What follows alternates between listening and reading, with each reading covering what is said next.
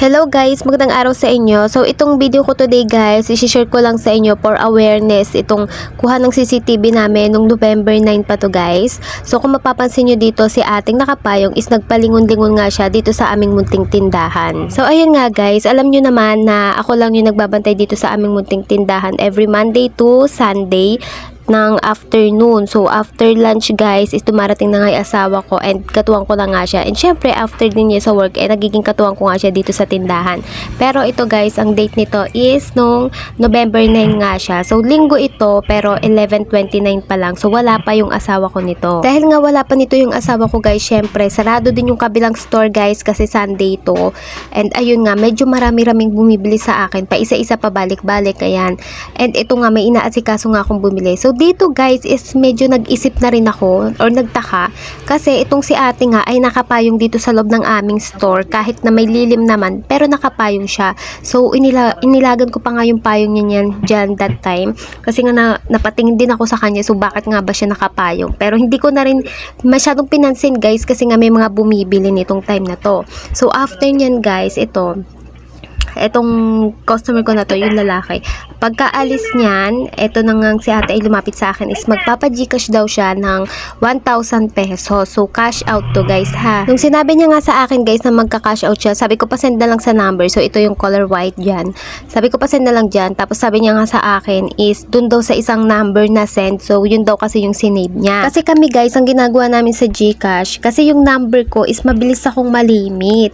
So 2 weeks pa lang guys, nalilimit na ako, or 1 week pa bago magkatapusan, nalilimit na ako. Kaya ang ginagawa namin, pinapalitan ko yung number kong naka-display dito ng number ng asawa ko, tapos i-chat ko na lang yung asawa ko kung may nagpadala ba sa kanya ng ganto, ganyan, may nareceive ba siyang ganto.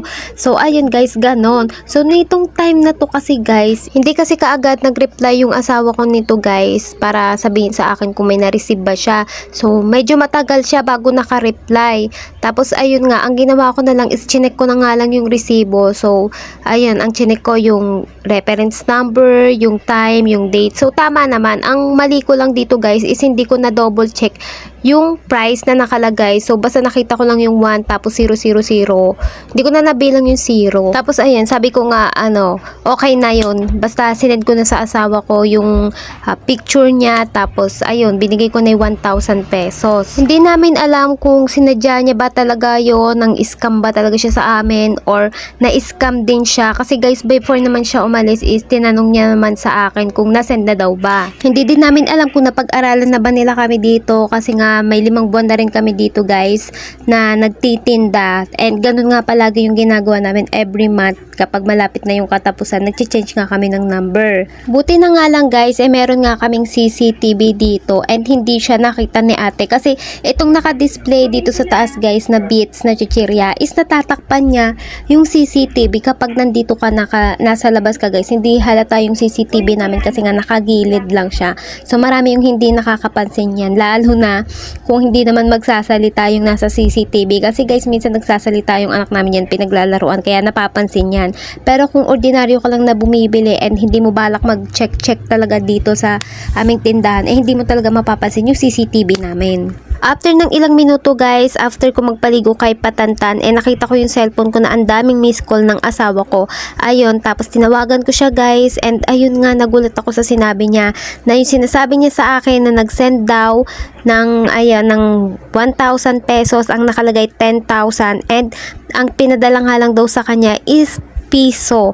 Ayun, takot na takot siya guys. Ang akala niya, ang naibigay ko doon sa babae is 10,000. So ayun nga, 1,000 lang yung ibinigay ko nga kasi nga yun nga sabi niya 1,000, kaya hindi ko na masyadong napansin yung mga 0 nun sa resibo. And buti na nga lang guys, may CCTV kami kasi may kuha siya dito sa aming CCTV, and eto si kuya na bumili sa amin is dito na nga lumaki dito sa lugar namin na ito. Kaya ayun, tinanong ko sa kanya kung kilala niya ba yung babae na yun. And ayun guys, swerte talaga. So maganda rin talaga na meron tayong mga CCTV dito sa ating mga tindahan kasi nakikita nga natin yung mga gantong pangyayari. So nare-record siya. So ayun, kilala nila kuya, and malapit lang pala dito sa amin yung bahay niya. So ayun nga lang, ang malas niya kasi may CCTV kami, kaya nakilala siya. Pero kung wala kaming CCTV guys, hindi ko na maaalala yung mukha ni ate kasi hindi talaga ako matadain sa mga mukha-mukha guys. So goodbye talaga sa 1,000 pesos. Hindi namin alam guys kung na-scam ba talaga siya kasi nung hinanap nga siya ng asawa ko at nahanap siya ng asawa ko, binigyan niya kaagad yung 1,000 pesos guys. Walang tanong-tanong, ganyan-ganyan. Alam niya na kaagad kung ano yung pakay ng asawa ko. Tapos nung binalikan din ng asawa ko yung record ng CCTV namin guys, is napansin nga ng asawa ko na tumingin-tingin nga si ate sa paligid ng tindahan namin kung may CCTV ba. So, ayun guys. Pero dahil nakabalik naman sa amin yung 1,000 namin guys, is tinakpan ko na din yung mukha ni ate. So, I'm just sharing this guys para aware kayo sa may mga tindahan dyan na maging mapagmatsyag po tayong lahat.